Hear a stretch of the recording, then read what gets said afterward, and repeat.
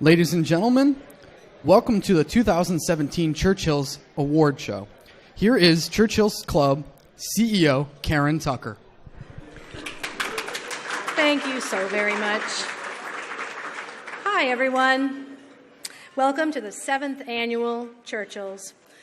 Back in 2010, just as Churchill Club turned 25, we reflected on our service as a nonprofit and we asked ourselves, how could we do more for our community? Could we ignite a different kind of a conversation beyond what we usually talk about? What's new, next, not widely known, pretty much in hot pursuit of economic growth. And what if this time we focused on the human and the leadership aspects of our time together in the business and technology world? So we envisioned a different type of awards program. Rather than self-congratulating, this one would be about sharing advice and inspiring stories, inviting all listeners to see themselves, ourselves, by the way, in the messages, and in turn to ask ourselves, how can we do more? And this evening we have a prime opportunity to consider the human perspective rather than simply the business side. After all, being human is probably the one single thing that we inarguably share. We thank the Churchill Club Academy, a diverse group of 700 who represent all of us. They nominated the individuals, the companies, the teams as the best examples of 4 things that we value, which are leadership, collaboration, innovation, and societal benefit. And these nominations go to a vote. And other than discretionary distinctions, this is how we arrive at the selections each year. So as we listen tonight to the people up on the stage, think of them as a reflection of our own aspirations and acknowledgement. We wish to thank the sponsors of the program. First, our innovation champion, Shell. We have worked with Shell since the inception of this program for 7 years. We know from working with them how very deeply they truly do care about the themes of the awards. They now have an office in the Bay Area, so we'll be seeing more of them here, and they will be holding their Powering Progress Together wonderful event in the early part of next year. Big thanks also to Accenture and to GE Digital for their partnership and support. We are honored to work with all of you. Thank you.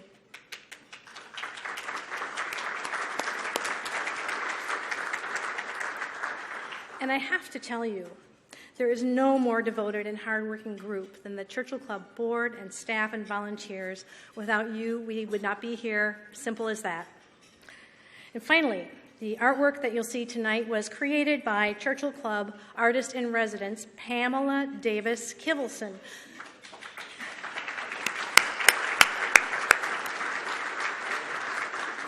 The body of work is entitled Emotions in Motion.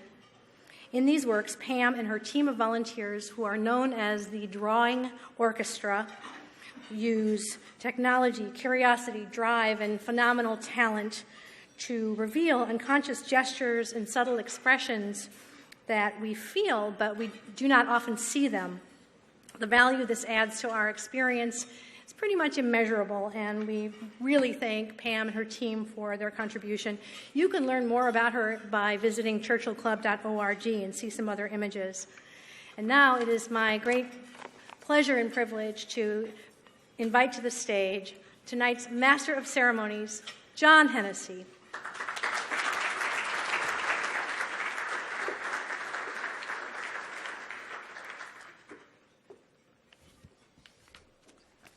Thank you, Karen. Well, welcome, everyone. Over the last few years, I've come to believe that the biggest problem facing our world is a shortage of great leadership. Yes, we have tough challenges: climate change, nuclear proliferation, civil and ethnic unrest. But we have some understanding of those problems. We even have some solutions. Electric vehicles, for example. But to put those solutions to work, we need great leadership. We need leaders who can work with one another around the world. And the absence of leadership in challenging times has negative consequences for the long term. Consider our 16th president. By the way, the first Republican president. He signed the Homestead Act that gave settlers 160 acres in the West. He signed the Morrill Act, which created our great public land-grant universities. And he signed the Pacific Railroad Act, which created the Transcontinental Railroad. Where would we be in California had the Transcontinental Railroad not been built? He led the country through a deeply divisive civil war. And in the waning days of that war, he shepherded the 13th Amendment through Congress, eliminating slavery forever. Then he was assassinated. The country was thrown into chaos. Without Lincoln's leadership, the Republicans in Congress were determined to extract revenge on the South. The result was a Reconstruction that was never a real Reconstruction.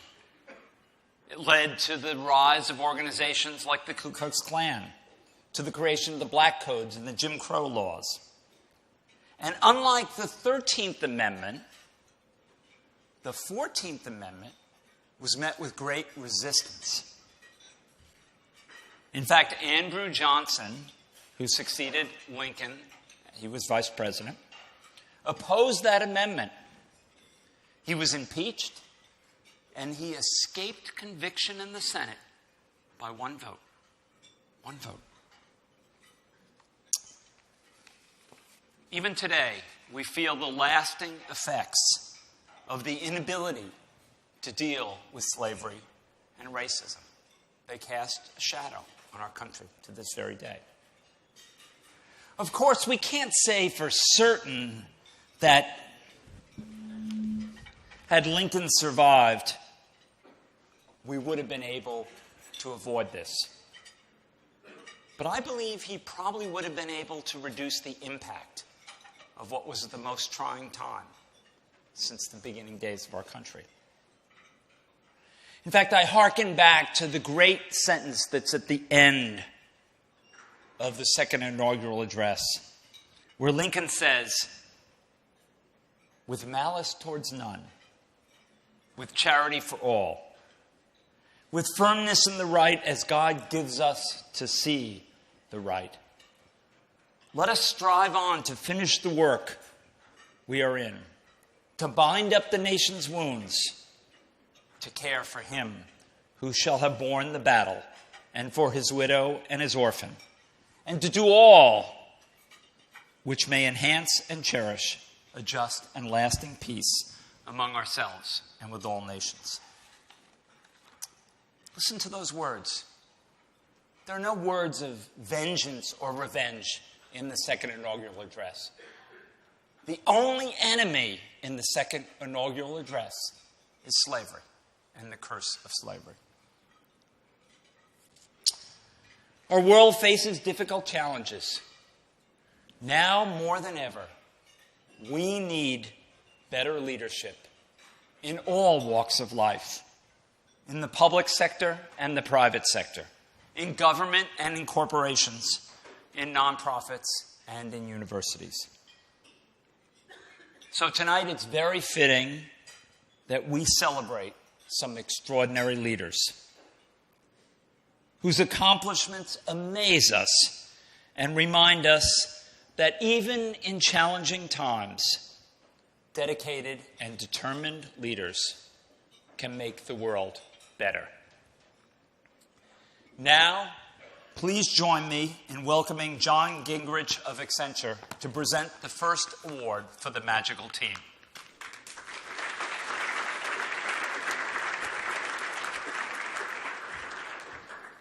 Thank you, John. Hello, and what an honor to be with you all to present the Magical Team Award.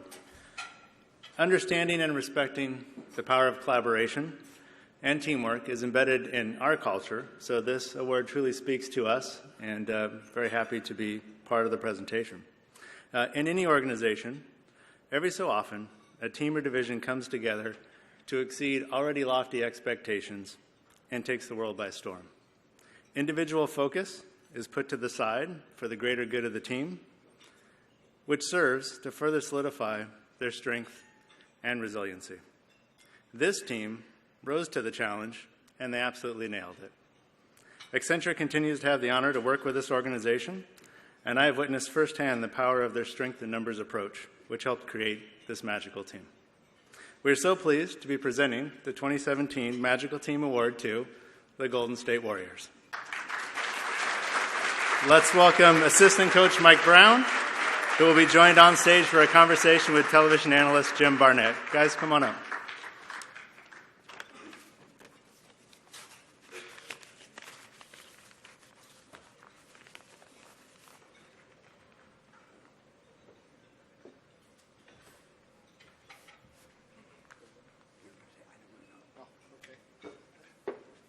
Congratulations. Thank you very much. Congratulations.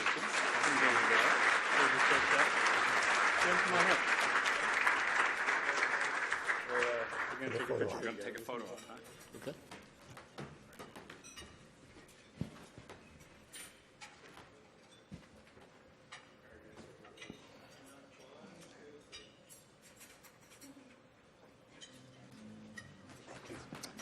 Thank you. John, thank you.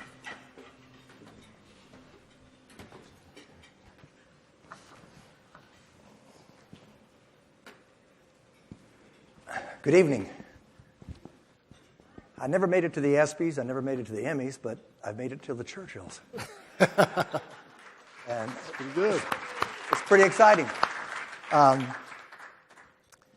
Didn't know much about it ahead of time, but did a little homework here, and Mike and I are certainly glad to be here representing the Golden State Warriors. And I think it was very appropriate. I'm listening to all the adjectives that describe our team, the nouns, and that does fit us to a T. They're a very special team. Over the last 3 years, in 2014-15, they had a record of 67-15, won the NBA championship. The next year, they set an NBA all-time record for regular season, 73-9. I don't think that'll ever be broken. Unfortunately, they didn't win the championship that year.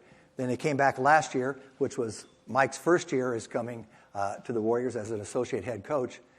And once again, 67-15, won the NBA championship, and in the process, swept the first three opponents in the playoffs, and then beat Cleveland in the finals 4-1. So that's a 16-1 record. That's an all-time best in playoff history as well.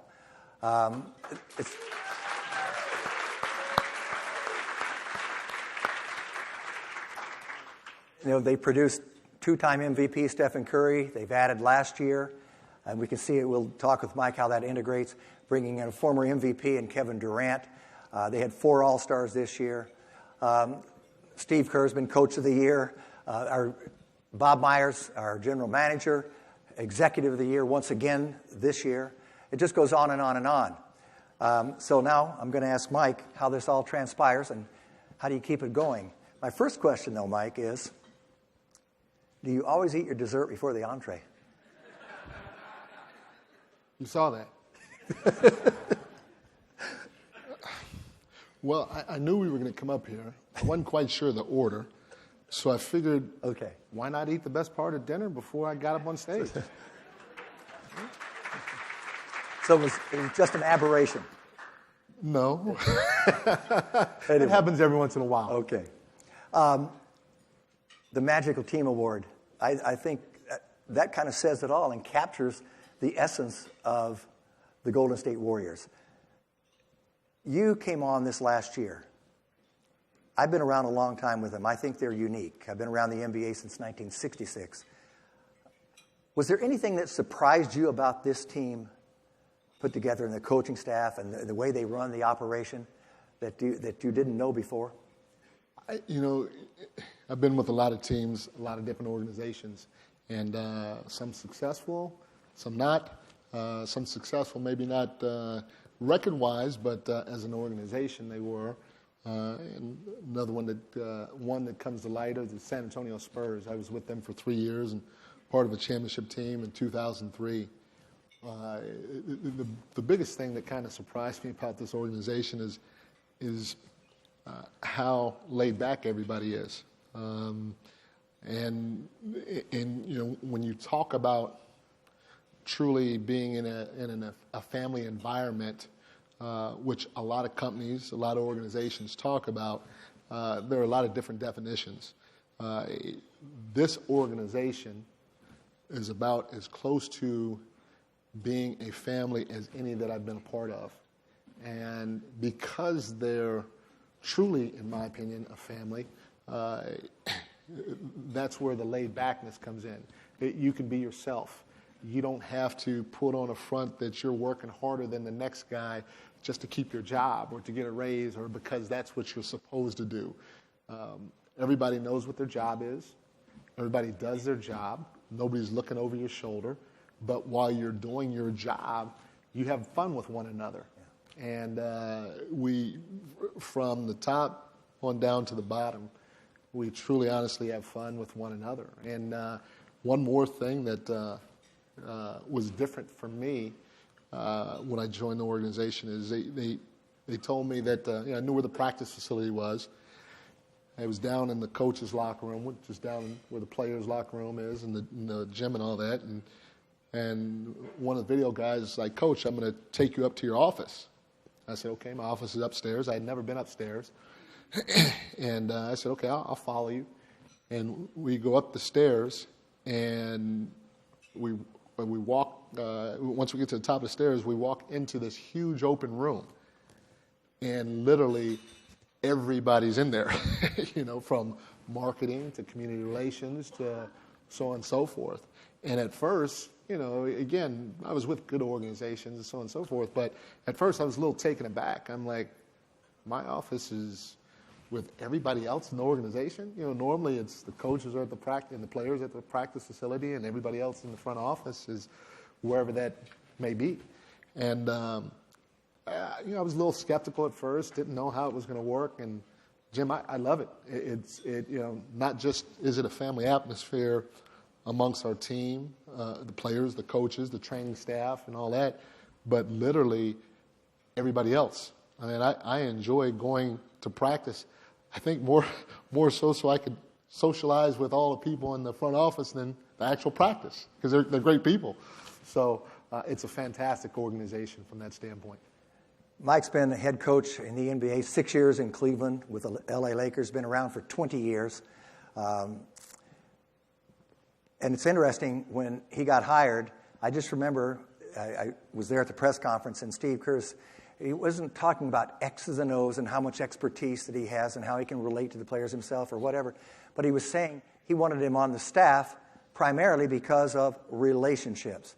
He's a good guy. He's fun to have around, knows what he's doing.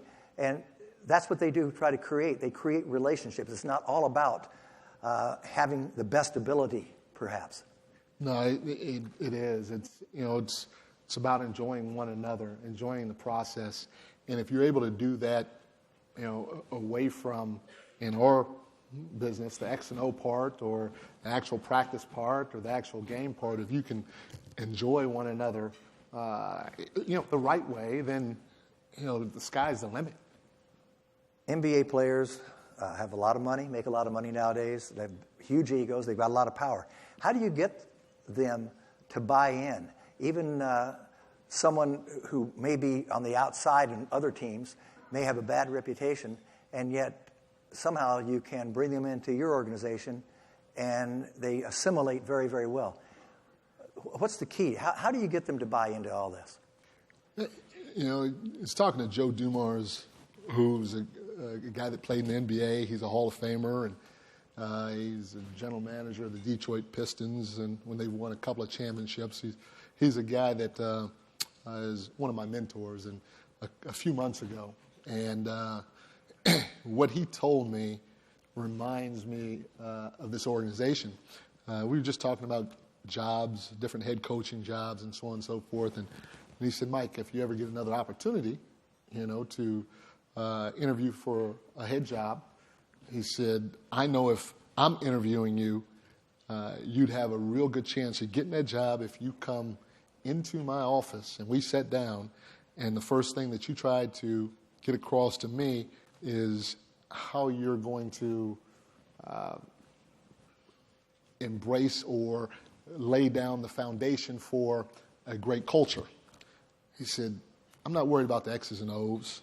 I'm not worried about how hard you're going to work and all that other stuff, because if I didn't think you were a hard worker, or if I didn't think you understood the game of basketball, like most people do, because, I mean, everybody's played basketball for the most part since they were in second, third grade. And so everybody, to a certain degree, understands the nuances of the game.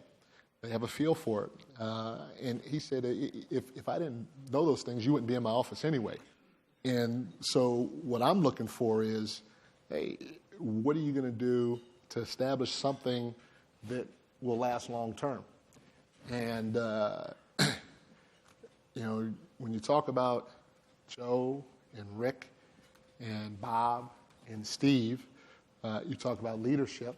In my opinion, those guys have laid a terrific foundation down culturally here. And for Steve, again, in my opinion, it started with one key player. And a lot of people are going to say, oh, I know, Steph Curry. No doubt. Which is close, because you talk about a fantastic human being. He is top of the list.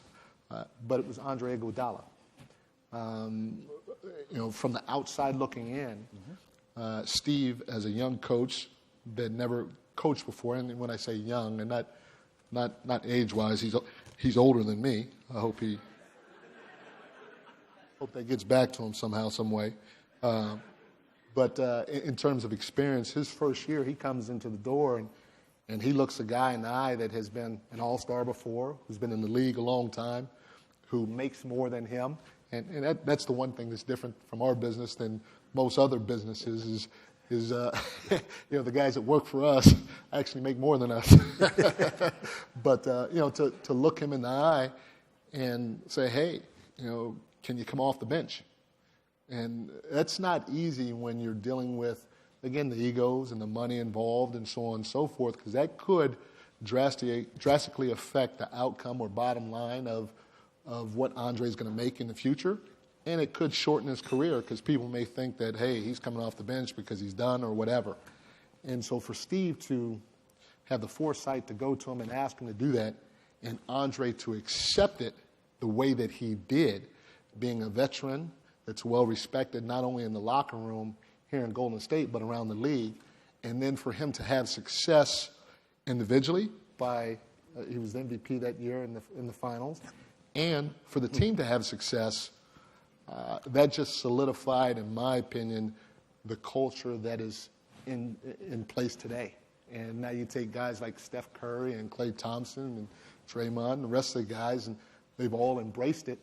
And it's hard to go away from it because everybody works so hard at making sure that that's right. I'm convinced that it does start with Steve Kerr. You've got the talent, yes, and everyone has to have talent to win. But his leadership qualities, I think a great leader hires people, empowers them. And the evidence for that is 2 years ago, with the back problem that he had and all the pain, he missed the first 43 games of the season. And Luke Walton, who'd never coached before, was an assistant coach, took over, and they were 39-4 under Luke Walton. What is it that you've noticed about Steve Kerr, his leadership abilities, and what makes him unique? Because I've often said this. First of all, I'll tell you this. I've never met a finer man. And that includes Bob Myers. These are fine men. I'm proud and fortunate to be a part of that organization in the small part that I am. But I've often said, I used to say about Steve Kerr that he could be the governor of California, and now I'm convinced he could be the president, but that's another story. So what is it? You said that. Yeah, I said it. What is it about Steve that is so special? His ability to communicate amazes me. Yeah, no doubt. I'm going to throw his name in the mix one more time, but going through the years of being in the NBA and working for San Antonio, I worked for a guy named Greg Popovich. Pop, in my opinion, he's the best of all time. Now, I wasn't around when Red Auerbach was around and so on and so forth. So in my opinion, it's Pop. And the one thing that when people ask me, why do you think he's the greatest coach of all time? My answer is short and simple. He's the best people manager that I've ever been around. And, I coached Steve actually in San Antonio, so I had a relationship with Steve over the years. And, and now working for him the first time or being around him in this capacity was a special year for me because he is a fantastic human being. And now to work for him throughout the course of the year, you get to know him in a different light. And, I can't sit up here and say that Steve is the best X and O coach out there. He's good, but is he the best? I don't know. He's a great person, but the one thing I do know about Steve is he is up there with Greg Popovich in terms of being the best people manager that I've ever been around or that I've ever seen even from afar. And in any business that you're in, if you are or want to be a leader, it's not necessarily about whether or not you know a ton about the business or not. In my opinion, in today's world, you have to be able to manage people and their individual spirits or personalities. And Steve does that phenomenally, exceptionally well. And part of that is his communication skills. His communication skills are off the charts. I mean, I've been coaching for a long time, and every single time that he addressed the team this year, again, I'm speaking for myself, I mean, I was locked in. And I was locked in not just listening to the message, but I was locked in to see how he delivered the message and how long the message was and what were his different points and, whether or not, he had certain body languages during certain points and so on and so forth. And I learned a lot from him as an experienced veteran coach, just watching him communicate with our group. And, part of that, we were talking a little bit about this on the ride down, is he has an emotional intelligence that, some people say it can be taught. I don't know if it can be taught at the level that he has it. He just has, he has a feel for each individual person in that locker room that is off the charts. And he knows how to take what he feels from each person because, you have 15 different players and they make X amount of dollars. And so that's 15 different personalities that you have to kind of get to buy into the message all at once the same way. And he's able to do that based on his emotional intelligence that he has and the feel that he has for the group as a whole and for each individual person in that room, which is remarkable. So you cultivate that culture, and that's why you can bring people in like Kevin Durant and assimilate them right into the whole system, and then everybody buys into that. We have a little less than a minute. And you mentioned Stephen Curry. He is very special. Can you tell us not what he does? We know what he does on the court. We know how he can shoot like nobody else in the NBA and probably the history of the league. But his leadership, how he does that, and how do the players look to him for his special kind of leadership? Steph is a quiet leader. He'll maybe every once in a while speak up and say something. Our most vocal guy is... Oh, my gosh, these guys know us. Steve's still working on emotional intelligence on that. No, Draymond is our most vocal leader, which is what we need. We need his toughness and so on and so forth. But Steph is a guy, a lot of guys on our level, even though they make a ton of money, they're in a ton of commercials, you see them on TV all the time, they're not as secure with themselves as you would think when it comes to being around their peers and or in pressure situations. And Steph is a guy, in my opinion, that is so confident in himself that he's probably he probably has the most confidence in himself than almost any other player that I've been around. And our guys feed off of that. And when they feed off of it, it gives the rest of our guys confidence and reassuredness and a calmness that, again, it's hard to be taught. So he's somebody that, from the outside looking in, you see him making a lot of threes and making all these big plays.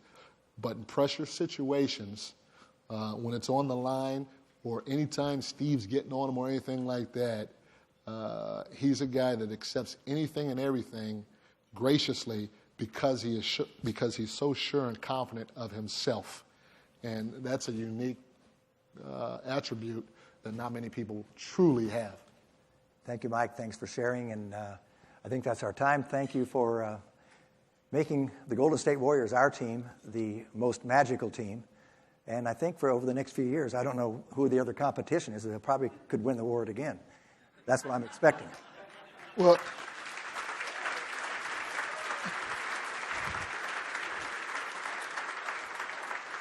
the one request I have like my head is not as big as Zaza's, but it is fairly big, and this will not fit me. So if we can get this in double extra large next year, I'll be back.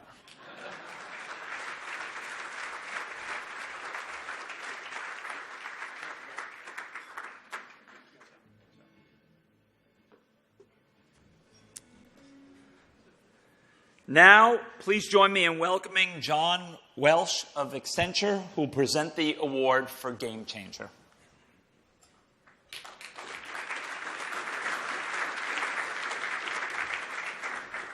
Thank you, John. Hey, before I start, what I'd like to do is ask you all to join me in thanking Karen Tucker and really the Churchill Club for putting on these game-changing programs and bringing together amazing industry leaders. So thank you, Karen.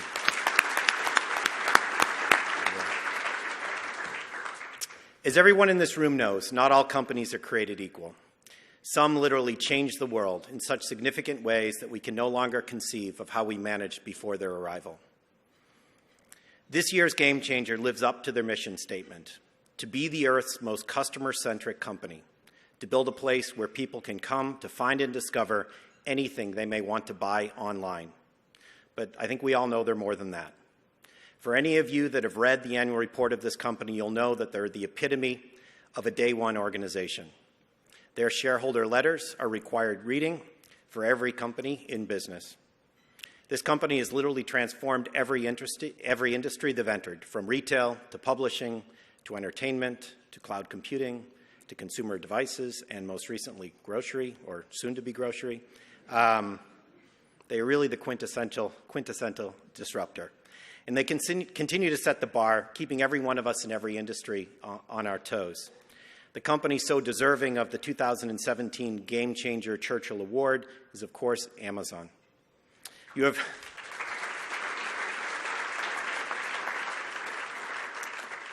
forever changed the way our world works and lives, and indeed, there's no going back. At Accenture, we're very proud to be your partner, and may you never enter professional services. So with that, please welcome 17-year veteran Tom Taylor, Senior Vice President, Amazon Alexa, to accept on behalf of Amazon. And joining him on stage will be John Seely Brown, well-known technology pioneer, legend, Chief of Confusion. He can explain that when he's up here. An Amazon board member. They'll be having a conversation here on stage. Congratulations, guys. Come on up.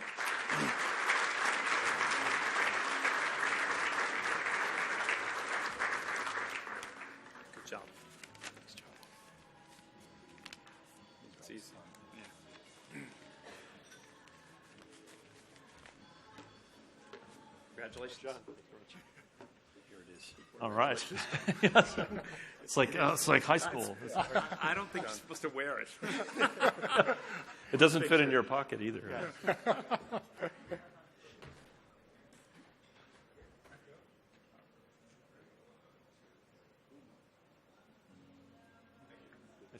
Go again.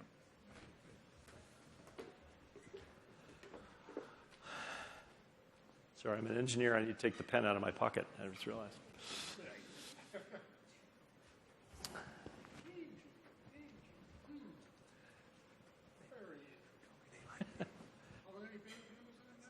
17 years. Talking to different people tonight about how Amazon's different, a little peculiar, and I'll say something, and they're like, that's really unique. And I'll be like, it is? I've been doing it that way for 17 years. So I have to try and come up with the stories that really do show how different Amazon is.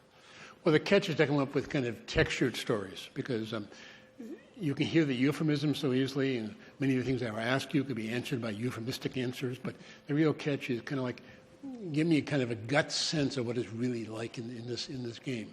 So, Jeff is famous for his principles of operation that everybody here has probably read.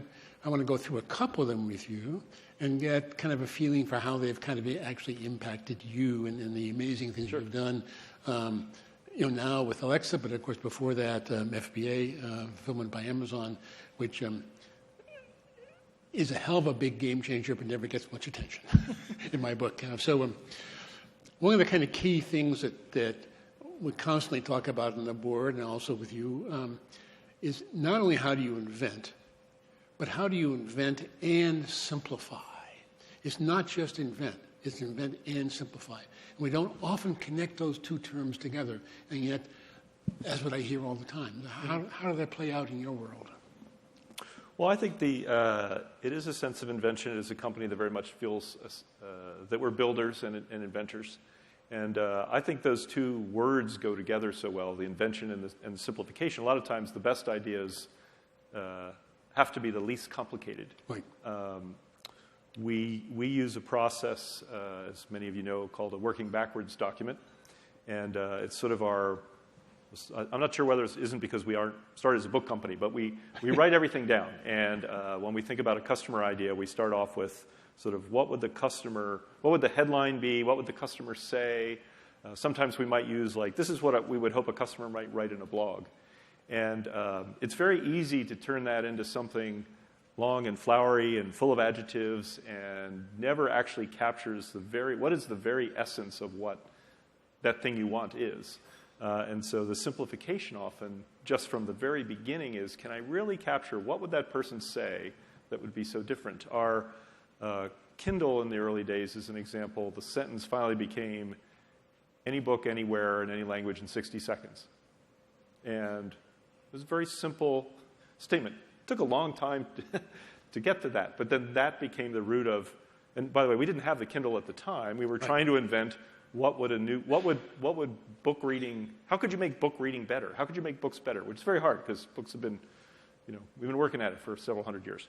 And, but this thing said, well, it's, if I could get the next book really quickly and such, and at the time we sort of knew that PDAs were evolving and wireless technology was evolving and data streaming. And so you sort of took the technology, but this idea of how could you make reading a book better, and that simplification of what it was, then you finally put it together, led to the Kindle. To sort of tie another one of this, many people imagine, when I got my MBA, they put a little chart up that said, you should focus on your strengths and your weaknesses and your competitors and all this stuff. And nowhere in the discussion about a Kindle did those words appear. Right. And so you imagine you're the book leader who's used to negotiating with vendors and such, and suddenly this is the vision of books, and you're like, well, the way to do that is we'll have to get somebody who's good at hardware. We should probably, we don't do that. And Jeff's like, no, you've defined what we must do. We must deliver these books, and no one else is doing it, and so what we need to do, not what we can do, what we need to do is go get very good at building hardwares and e-readers and the screens and all these sorts of things. And so that was that invention, the simplification, is just these powerful moments that lead you onto that. Right. And as I recall, as I see, there's often a lot of argumentation about can you get it simpler? Yes. I mean, so it's easy for us in Silicon Valley to think, well, I'm going to build this wow thing. No. Now let's start why. And once I tell you why, let's figure out can we actually get to the kernel of that and try to get that as simplified as possible so everyone inside our organization can get it. And that pushback to constantly push for the simple, I find quite interesting. Yep. let's go back to the book company. One of the things that I was most surprised at being on the board, and it turns out to be more universal throughout multiple layers in Amazon, is at the board level, we have a book reading club. We would allocate an hour, a book would be chosen, and we would sit around. We would read that book before we get there. You do a lot of prep work if you're going to face to Jeff himself. And you read that, and we really kind of discussed that book completely openly. And yet, I was kind of curious to kind of suddenly learn that same book then is given to the senior team, and they have a book club. Yeah. And tell me more about the culture of how that book club permeates the culture. It is true. So Jeff and his staff, we've read books around. In one of the books that I recommended very early in my operations team was a book about lean manufacturing and the goal. And of course, many people have read it, but not many people in, say, computer science had read such a book. Right. But the focus on bottlenecks and stuff, and it was very interesting for us, led to also emerging at that time was a bit about agile software development. And so here's a book around one particular topic, but the entire staff read that, had a very deep discussion about it. But we've had those discussions around organizational design. One of the things that Amazon does is we believe that while it's a very large company, it should be organized like a startup. And so every team we call it a 2-pizza team, should be a group of people that would eat about 2 pizzas in the evening. Pick your size, but let's just say 10 people. And so that 10 people should do whatever they need to do to solve their particular task. But that idea came out of reading a book around organic growth and biology. And the mitosis, and when the group starts to get a little big, you need to split it in half, and it needs to turn into 2 groups of 10. We recently read as team the book of the Master Algorithm, which was written by a professor at University of Washington, and I'll tell you, it took me more than an hour to read that book. And took me more. Now that I've moved into Alexa, I've had to read it again. But imagine, the most senior executives reading a book about the very variety of ways computer algorithms and machine learnings are going, and then actually having a conversation that was a little bit of, some of this stuff's outdated. This book's almost 2 years old. And I think that's very interesting that the leadership team of a large company is capable of being sort of needing to be on the forefront of when one of these things are going on. And you see that in so many different dimensions in Jeff himself. So, another kind of one of the key principles is, how do you read it off here? Learn and, critical, be curious. It's not just learn, but is that the role of being curious. Now, that's such an easy thing to say. But how does that actually get manifested in the culture of Amazon? Well, I think you sort of have to hire people that are curious. It's actually one of the things that's very easy to inspect for during an interview process. And, have you ever thought about a different way to drive to work? You have a natural curiosity around solving problems. And it's a good mindset. As an interesting example, we were trying, as a company gets bigger, you try to figure out, well, how do I really stay in touch with what's going on in the company? And this started in our fulfillment centers where, how do I know that I have good morale? This is a classic thing. Well, you do a morale survey every year. But Amazon's like, that doesn't scale. It's not real time. By the time you find out a problem, it's, the problem happened a year ago. And so we put in a single question that a person, as an employee comes in, and it happens for all of us now. The computer turns on. It has one question. Did your boss make you laugh today? Or, how many times did your boss make you laugh? And one of the things it does, it makes you curious, like, I don't know, am I supposed to? Sort of reinforces. But anyway, one of the questions was, how do you stay in touch with your customer? And the answers were, I don't. I talk to the sales team. I look at my weekly business deck. I listen to we use the phrase anecdote, the customer who writes an email and says, hey, Alexa did this weird thing today. And again, this is machine learning scientists behind it come back with the data. And this particular question was very interesting because we had just rolled it out to the vice president's company, which is kind of a small group of, not as many as you might think. And I'm like, well, you're never going to get statistical significance on 100, 200. And it came back and says, it turns out if you looked at people who had been here a long time, they had a different answer than the people who are new to the company. And this is interesting because then you realize, many times, even senior people coming in the company have learned a different approach. And the answer here was, if you were newer to the company, your answer was, I look at the weekly business review. I look at the averages, I have customer satisfaction stats and all these things. And if you're a long time to the company, your answer was, I listened to the anecdote. I took the email that customer wrote me, or wrote Jeff, and Jeff sent it on, and I went, well, that's weird. And I contacted someone else, or I called customer service, or I really dug down, and this is also part of our dive deep culture and things. But as a fantastic example of this was, we were always getting emails that said, my package didn't show up on time. By the way, that was the whole reason we started FBA. But anyway, customers said, my package didn't come up on time. And yet, I'm from operations, and I have the data, 99.999% of the time, it shows up. So this customer is just a loser. Who knows why they wrote you? And, but Jeff would say, you're not being curious.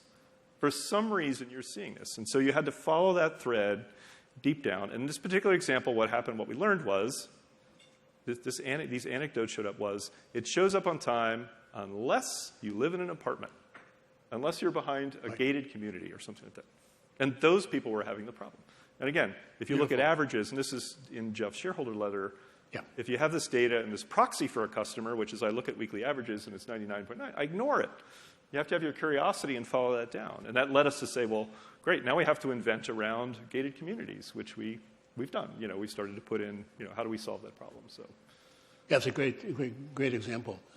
It shows you that even with deep learning data analytics, you got to know how to ask the questions. You got to interrogate the context constantly to get to the core of what the real issue is. But I'm really struck when you talk about the anecdotes because I'm constantly surprised that Jeff does seem to process a lot of these stories that come into him. I'm sure he has some filtering mechanisms for all that. But once a week, I get an email. I believe he reads them all. I don't know how he does it. Somebody's doing a good job, but he does pass these stories on. Yeah. And he said, this is a really interesting story. We got to talk about it. And I've been on various boards in all kinds of situations. I've never gotten such a thing. But by the way, another fun story. So 2 weeks ago, a customer wrote Jeff saying, hey, Jeff, I'm sure you know this, but it was last Thursday was the 50th, probably most of you know this, 50th anniversary of the first Star Trek episode. Right? How many people knew? And so this Jeff did. Yeah, Jeff did. And the customer said it'd be really cool if you could make Alexa use computer instead of Alexa, and which she did, but he didn't know. But he says, and if you could, do other things around Star Trek. And so Jeff took that, and the team jumped on it. And so last Thursday, when you said Alexa, good morning, she went, ah. Really, really a beautiful, just that classic Alexa voice trying to sing. There's you have a second career. Yeah, sorry. I was a tenor. Anyway, a lot of Easter eggs out there for the Star Trek fans. Try revenge is a dish best served cold. Try this dish. What she says. Yeah. So another key property I constantly sense and see sometimes is this principle of the absence of any passive-aggressive behavior.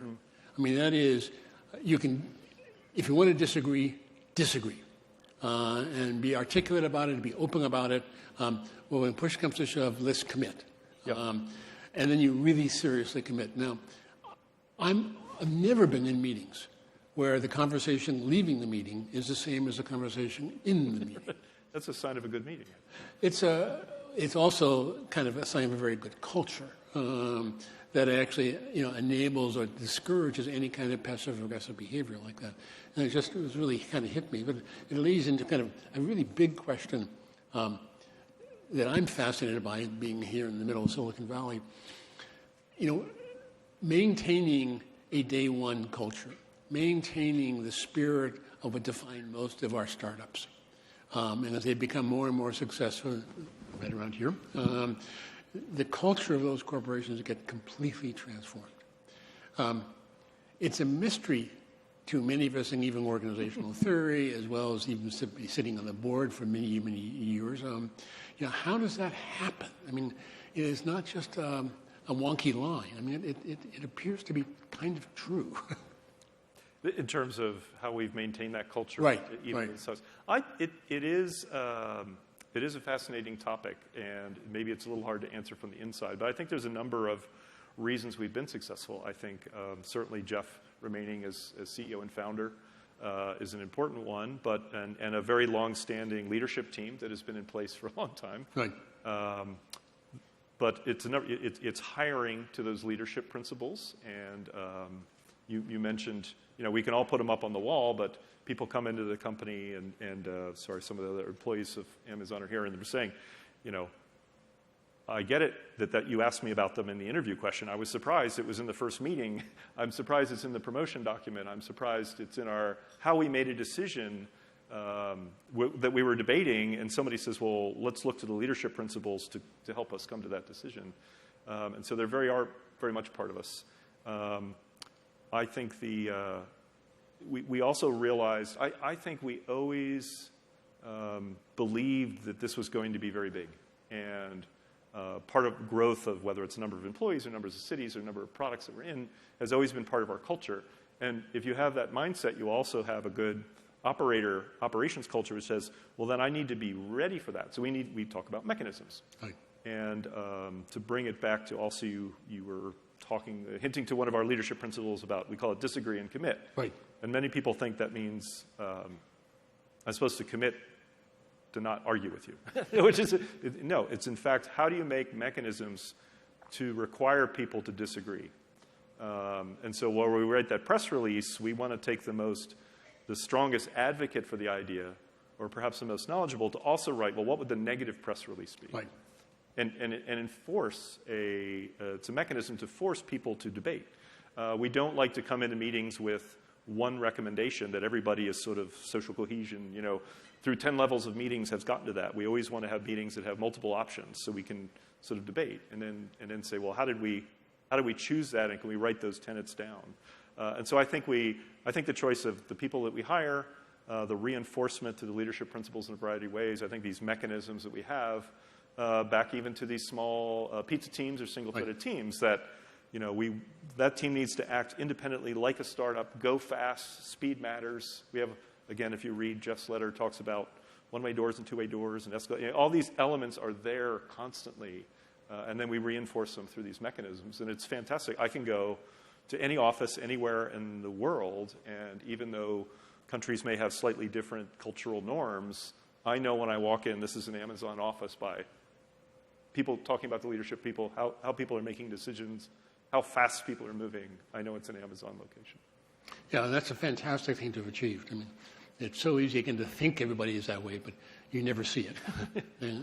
So that's so. What has surprised you the most during your times at Amazon? Oh gosh, I am delighted the fact that I've had a chance to I've had a chance to build a business from, there's 5 people in an office with a whiteboard, and turn that into a multi-billion-dollar business, and to see that in so many groups, to feel that.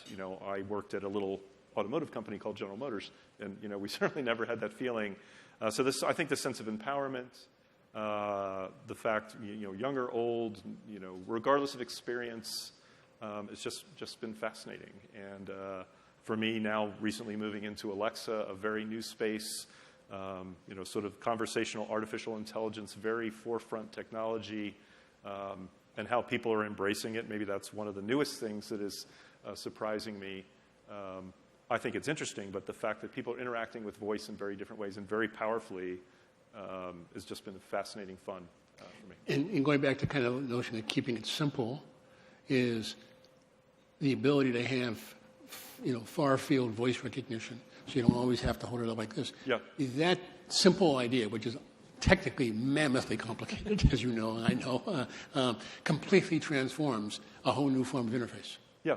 And it's kind of I was really kind of struck when I saw the notion to keep it simple, how pushing for that has forced us to kind of really think radically new thoughts about how to do this game that will transform ubiquitous computing in all kinds of other ways. Right. This is well said. So, okay. So I think we're out of time. This is, I got to say that, to me, one of my first board meetings, we go around the room and Jeff says, first of all, there are no PowerPoint slides, anything like that. Everything was done in a board meeting by writing, we're given a 5-page written document with questions at the end. And those questions then start discussion. Yep. No presentation about the paper itself. You were supposed to have read that and so on and so forth. But what became clear is one of the reasons that how Jeff was using us, and I think he uses you guys in the senior team as well, is what he says the organizational no. It is, what things have we overlooked?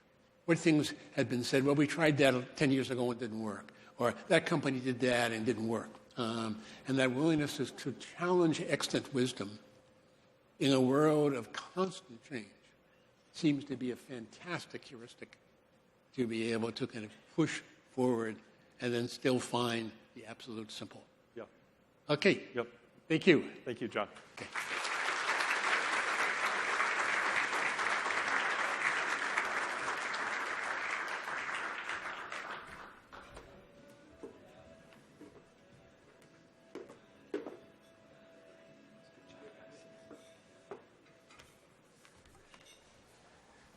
Now, join me in welcoming Catherine Thomason of Shell to introduce our Special Distinction Award this year for Community Benefactor. Catherine.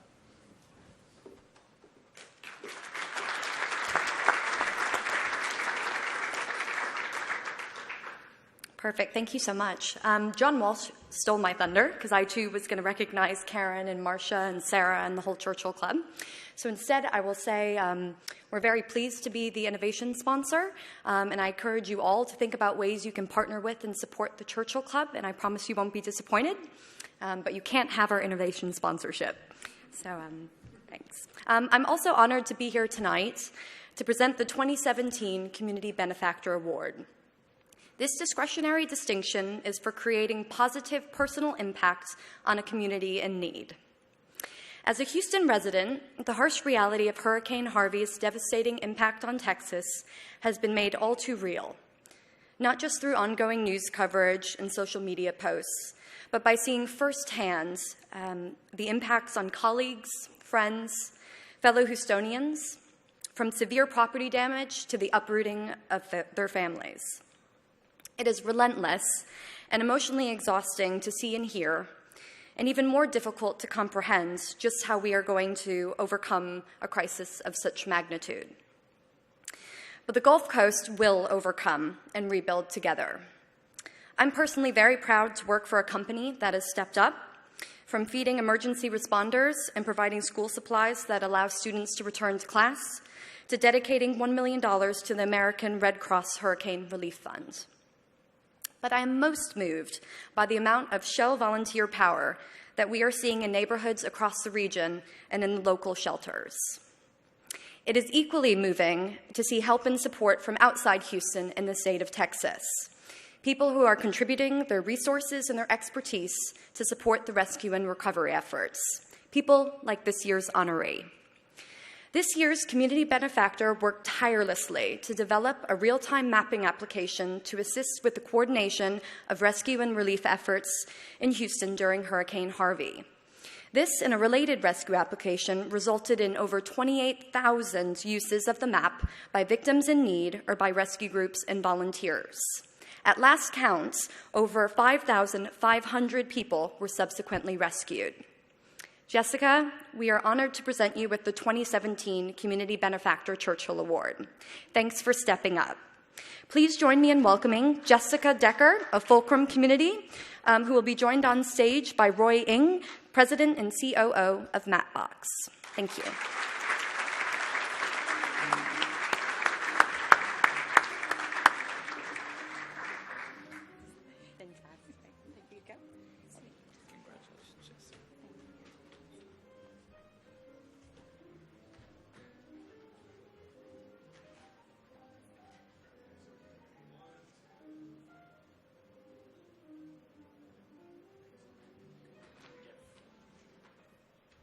All right. Jessica, so a little bit more than 3 weeks ago, you woke up in the morning and decided you wanted to build a rescue map You went on Twitter and called for some volunteers. What inspired you to do that? It was really an interesting thing, Roy. I have a background in data and science visualization and have some mapping skill and have been part of some community citizen science projects involving participatory mapping, things like this in the past. And I went on Twitter that morning, and the storm was supposed to hit later that day, and I thought, let's see who's working on this. I've got some time to spare. I can volunteer, and put some of my skills to that.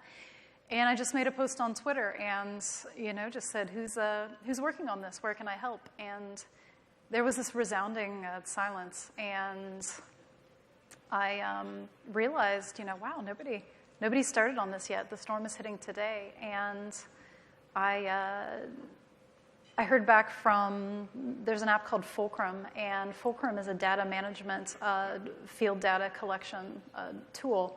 Fulcrum had just launched a program called Fulcrum Community, and what that is they will requisition a platform and an account for any humanitarian effort doing field mapping for disaster relief, damage assessment, things like that. And Fulcrum reached out and they said, we would love to give you a platform and the tools if you just want to take this and run with it. And so I did and began building our resource map. How do you think technology, obviously coming from a company that provides technologies such as mapping solutions, how do you think new technologies have enabled you, individual kind of software developers, to actually create new and innovative solutions and just come up with things like a rescue map? It was really amazing and inspiring to see how literally within an hour of putting the call out and just saying, I think this thing needs to exist. Who's working on it? Let's put together a team. The tools, the volunteers, the resources, everything became available within the hour. And that was extraordinary to see, and something that might not have been available even 5-10 years ago on the scale that it is now.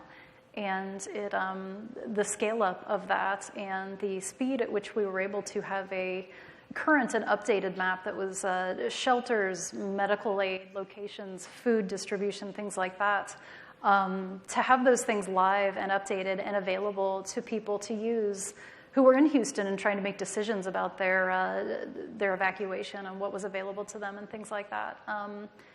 It was available extraordinarily fast, and none of that would have been possible without some of these tools that have been developed for this type of thing and for individuals really in any sort of situation. Anybody in the public can use these, which is what's great about it. And once the mapping solution was developed or up to speed, there's obviously that people dimension. Tell us a little bit about your experience with the volunteers that are now starting to be aware of the map and some of the things that you saw that was a success, or some impediments that you saw as you were continuing to build out the solution. The volunteer aspect of it was really one of the most interesting parts because I write code, I build tools, I'm a front-end developer, and sometimes you build these things and they work in a bubble or they work in a best-case scenario, and when you launch these things into the public, or maybe somebody who just wants to help that has an hour, maybe somebody who just, is in their armchair or they're watching TV, a lot of times we would get people who'd say, wow, I can't send money, or I don't really have, but there are people who felt really helpless just watching these things on TV happen and watching the damage and wanting something that they could do, and to be able to give them a fairly clean onboarding and a set of instructions and say, just go to this address, send your email, you'll get instructions, and then they were able to just start dropping pins on this map and really helping and really contributing. And people just loved that, and people loved being a part of it, and people were very grateful to be a part of it. And the management and scaling up of those volunteers, we didn't have SOP, we didn't have protocol. This wasn't something that got worked on for like weeks ahead of time. It was within the afternoon. We were just starting to teach people how to use the tool and getting them comfortable with it. And the tools made that really extraordinarily easy because of the way that we built them. Got it. And was there some sort of enablement involved in terms of getting the tools in the hands of all the volunteers? did you have to teach them how to put those pins and other things onto the map? We started a Slack channel, and we had a generous donation of our account from Slack. They also showed up and helped us with that. And what we would do is we just let people know if they were interested. They could come to our Slack channel, and we would start to talk to them about what they wanted to do, how much time they had, what their level of technical expertise was, and what they felt comfortable with. And it was different for a lot of people. We got other coders. We got other people that worked in GIS. We got people that had used Fulcrum or Tableau or some of these other tools. And then we also got people that, they were just like, I can send an email. I can scrape Twitter. I can look for updates on if this shelter is closed or not, or, what's going on. So there really was a place for everybody. Let's see. And as a front-end developer, how did you get involved in mapping? I know you had some personal interests even before this project. I was really interested in, a lot of my background is things like maybe other developers here might know. I love D3. I love these other tools that are making graphs and data and abstract, kind of concepts very pretty for the public. And my background, is in museums and education and making things, kind of digestible to the public. But there really is something about a map that makes it very tangible, that makes it very relatable to people. And it's not just data abstracted. It's an actual place and an actual thing happening in real time in this place. And I began to get involved in a lot of mapping efforts through Humanitarian OpenStreetMap. I was a part of Google's Geo for Good cohort last year in 2016, and I just started to get involved in a lot of citizen mapping projects in the area, both for work and as a volunteer. I worked for the California Academy of Sciences for a number of years, and we had the iNaturalist app, which was you just take your phone outside and you find out about birds and other species and things, that are in your area, and again, grew to be a very large crowdsourcing effort in this way. So I had been a part of all these projects in some way, and I felt like learned quite a few things participating in other ways with these other projects that we definitely did apply to the Harvey map. And as you think about kind of crowdsourcing, right? Crowdsourcing projects such as this, what are some advice that you may have for others who may want to take a lead and do a project like this one?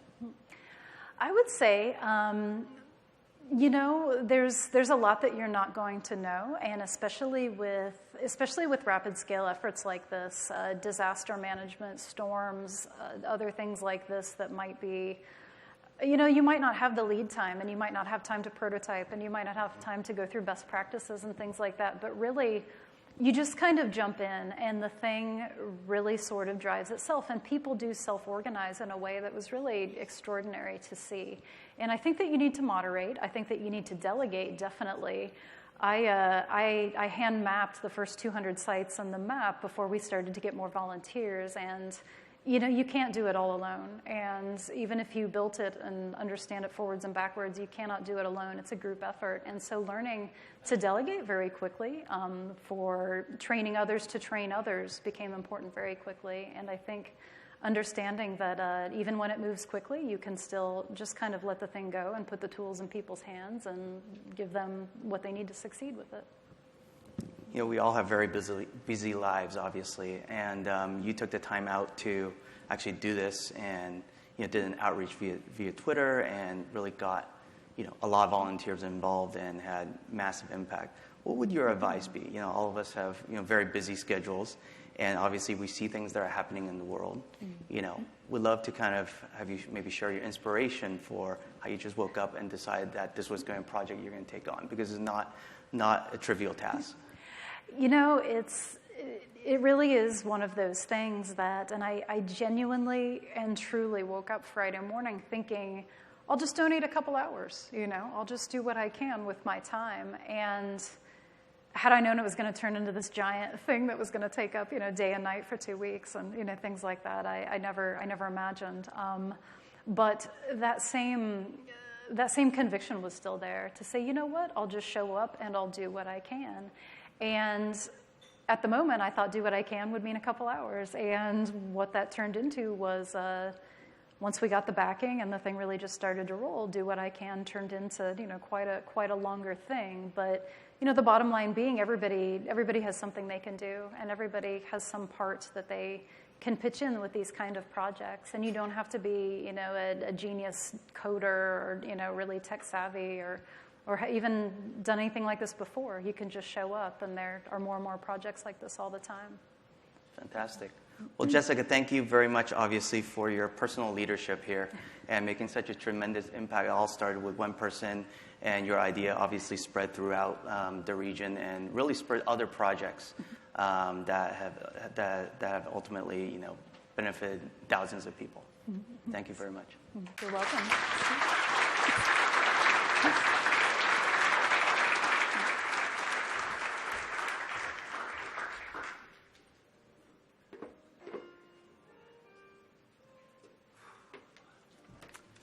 Well, good evening. I'm Bill Rue, and I'm pleased to be here on behalf of GE Digital. So this is the last segment, but an important segment because this is the Legendary Leader Award. And of course, this is about a person who has provided inspirational leadership, but they've also contributed to others' innovation and success. So when you look at someone, the Churchill Club has asked for people who can envision a brand new future. They talk about people who frame professional and societal needs and create solutions in unique ways. And equally important is this ability to develop talent, spur contributions from the people along the way. So it's really my great pleasure to invite John Hennessy up to be this year's Legendary Leader. John, please come on up.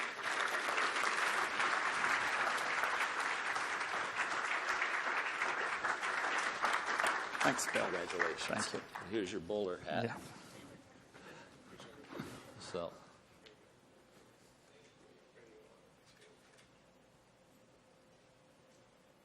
Thank you. So when I asked John, what he wants said in his bio, and he's very humble about sort of just, make it short.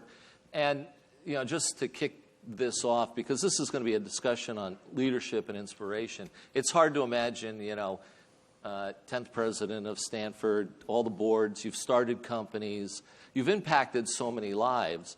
Maybe a good place to start is who inspired you, or what inspired you? What are things you've learned along the way from others? So I think probably the first is I'm a voracious reader. That was something my mother gave me a passion for. And I've found along the way the easiest way to learn the hard lessons of life is to read about somebody else who addressed those hard lessons. So I started with that. I had great mentors dating back to my high school days, where my high school math teacher at a parent-teacher conference said, "John has a very fine mind, but he has a lazy mind." And she was exactly right. I was lazy at that point.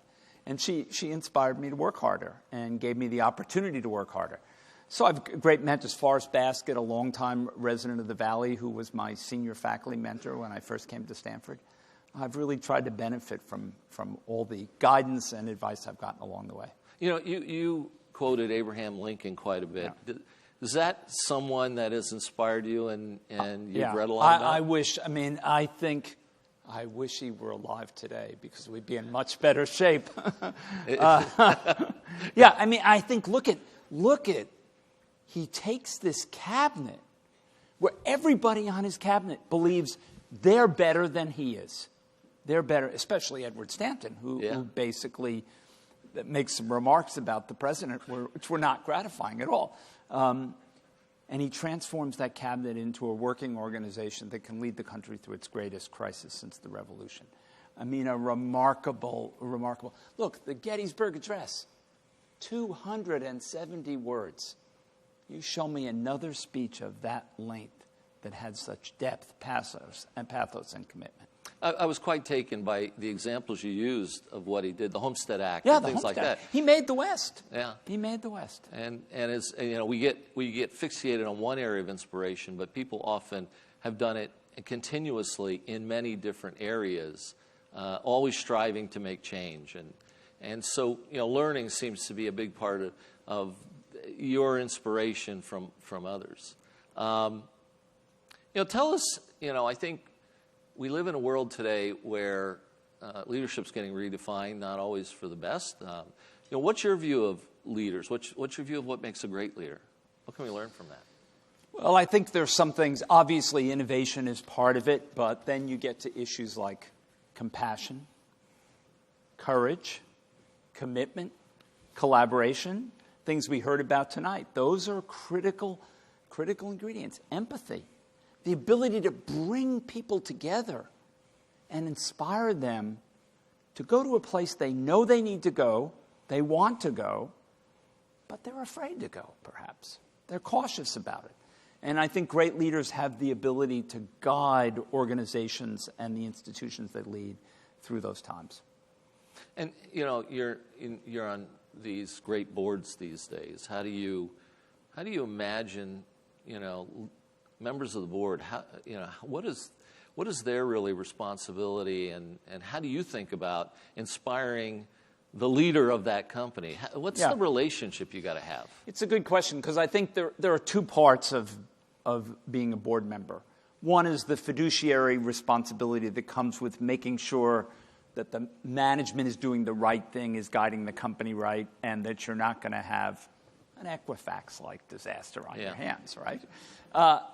But the more important and the more difficult is, how can the board help management think about the long term? You know, you heard John Seeley Brown talk up here about that, getting Jeff Bezos' ability to focus on the long term, focus on the future.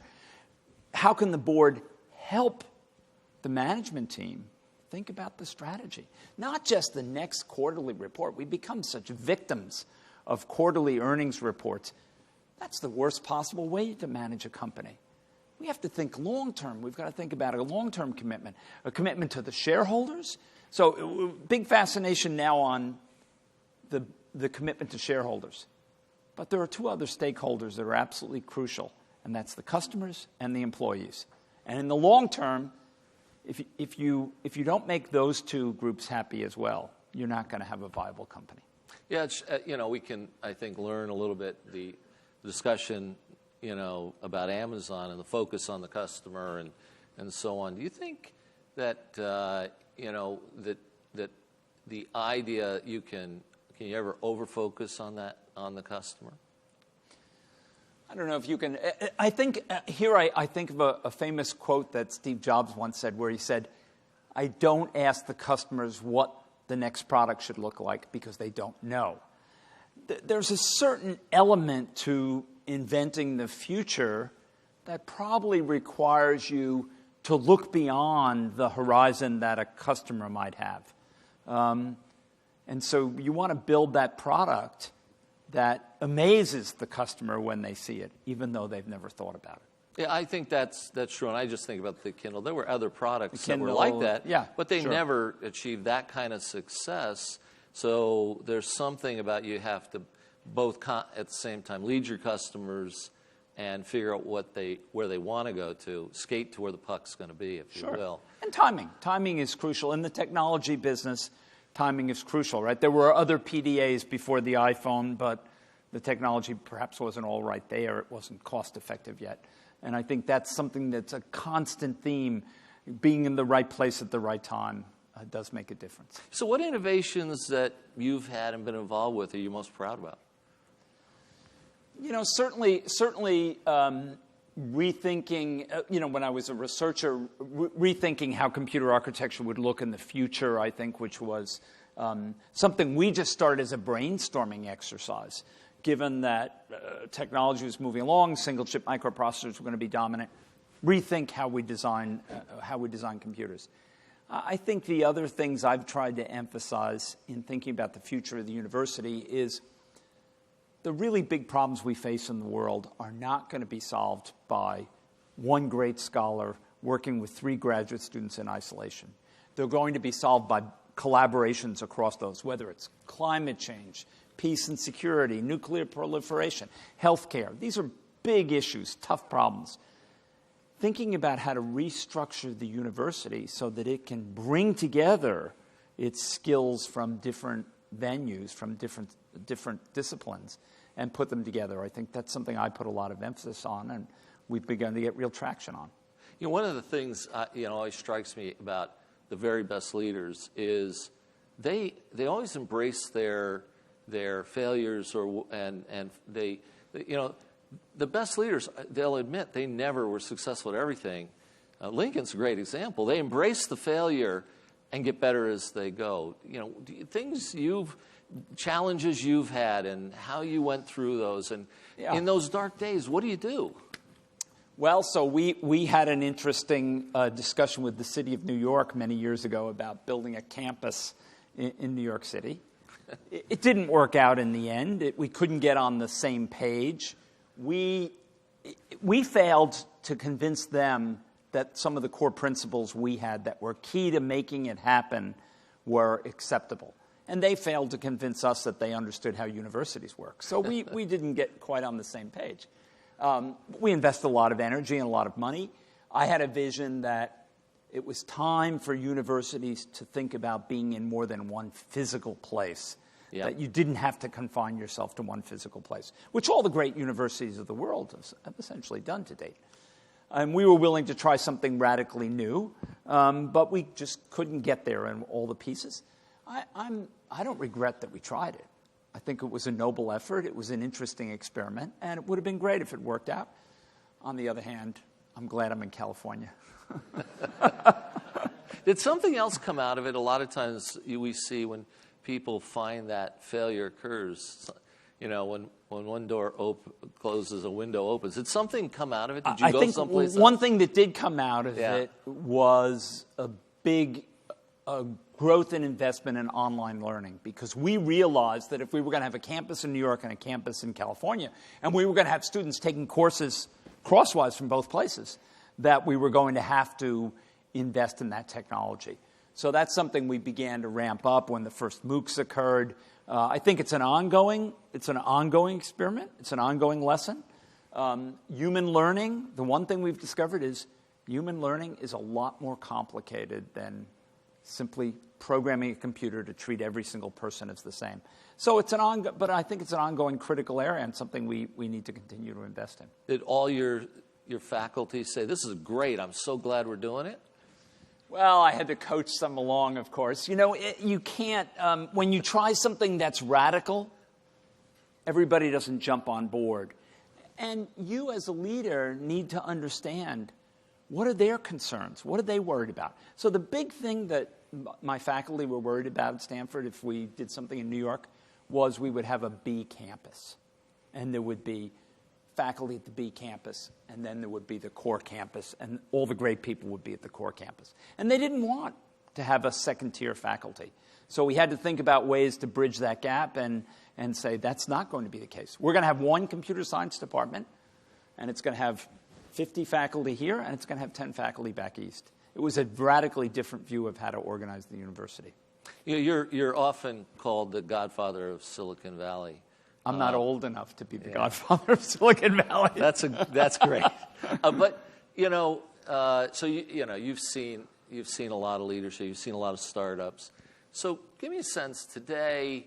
You think these leaders of these innovative companies that are coming along, are we better leaders coming out? Are we worse? Are we dealing with the today's problems as well? Over the last 20 years, what do you see happening from a leadership perspective in the Valley? Well, I think it's a challenge. We certainly had the rise of founder CEOs in the Valley very heavily. Great founder CEOs know when they don't know everything they need to know to be a great founder CEO. And I think figuring out how to make that work, whether it's what Larry and Sergey did at Google, which is bringing Eric in and then getting to a point where Larry was ready to lead the company, or what Mark Zuckerberg has done, which is bringing Sheryl Sandberg, who's fantastic and could have run the company herself. those are great models to think about how to do that. How do you take somebody who's got the passion to be the CEO, but maybe not all the experience they need yet, and bring them up the ramp to make them successful?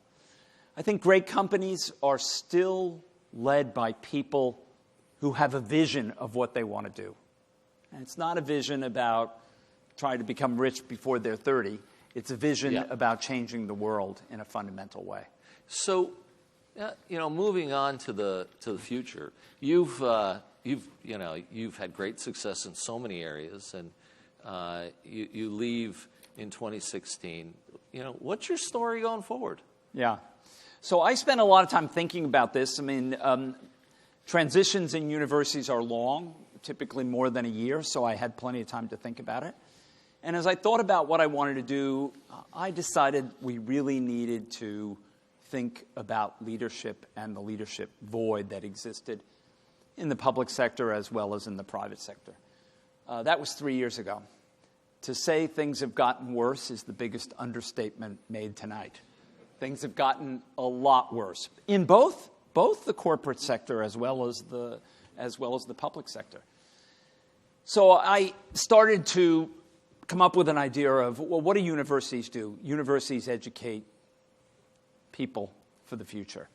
Why not build a system? Why not build a scholarship that would attract some of the best and most promising young people from our country and from around the world, bring them for their graduate education in whatever discipline they wanted to be in, since we need leaders across all disciplines, provide them with free graduate education, give them leadership development and training and education, and hopefully launch them in the world to make a difference. So after I had the idea, I talked to the trustees at the university. They were enthusiastic. So I went and talked to my friend Phil Knight up at Nike. Yeah. And a month later, he committed $400 million to our project. You're very persuasive. Yeah, well, okay, so here's Phil's part of the deal. Phil said, I have two conditions. The first condition is that... you didn't screw it up like you did in New York, I take it. No, I didn't screw up this one. So Phil's two conditions were that the program be jointly named for Phil and myself. That's awesome. And the other condition was that I agree to lead it as the initial leader. He's a smart man. He's a smart man. It's clearly, I know what he had in mind. So that was really a question, did I really believe in what I was proposing to him, and did I believe it could make a difference? So we are 10 days out from the first admissions deadline for our first class of scholars, and we have 28,000 people who've started an application for 50 slots. So we'll see where we end up in the end. Even if we only have 8,000 completed or 5,000, we'll obviously have a very selective pool. And it's completely global. Unlike some other scholarships that were started in earlier times, it's open to women as well as men. And we're going to try to find people who have the potential to make important contributions. So you're doing another grand challenge here. If you I was too young to retire. As my wife is fond of saying, I failed sabbatical every time I took one. So, we're coming to the end here. Just a few things I've learned through the night, and I'd like you to summarize this for the audience. The one thing that came out clear, your talk all the way to Mike Brown's, people leader. Being a great people leader is, I think, we often talk about it, but do we really do that to really develop that? Do we really focus on the people? Do we empower them to do the work? I think sometimes we get caught in the Captain Kirk mentality, but you got to beam down to the planet and leave everybody else up, which I think this idea of great people leaders, I heard a lot of that tonight. Giving back, I think the idea that much of the greatest innovation now is occurring in this open source give back. The Fulcrum example was amazing. And you just look at those things, people who are really committed to the future, not about making $1 billion, but really committed to doing something special and spectacular. Those are inspiring things to me. What did you learn tonight? What do you think about? So I think we heard several times the word teamwork. People working as teams, leaders working with a team. leaders having the humility to know that they don't have all the answers, that they have to inspire the group to collaborate. I think we also heard about empathy. I think empathy is an important characteristic in really good leaders, whether it's dealing with a disaster or empathy to understand your customer base or how your employees are thinking. Those are important concepts that really help people achieve as a leadership position. I think too often we think of the leader as above the rest of the team. The leader isn't above the rest of the team. The pyramid is upside down. The leader is supporting the team so that the entire organization can accomplish what they need to do. So I think that's a real testimony to the work that Churchill does here in bringing great leadership and creating great examples. Well, you're certainly a real inspiration to me. I mean, it's been an honor to do this and give you this award, and I think you inspire us all for going forward. And thank you so much for being MC tonight, and thank you all for being here. Karen and the Churchill Club, it's been an awesome night. Thank you all very much. Thank you all. Good evening. Thanks, Bill. Good job. Don't forget your award. Yeah, don't forget my award.